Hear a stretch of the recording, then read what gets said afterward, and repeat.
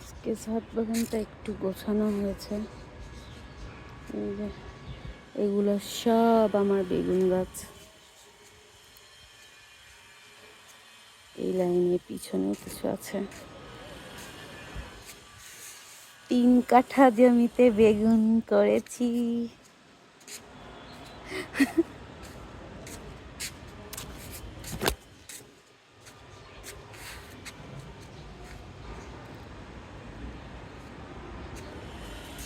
সব বেগুন গাছ।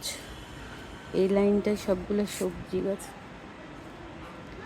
এক পাশে বেগুন, টমেটো, এখন কিছু আরো সবজি গাছ লাগাবো, ঢেঁড়স।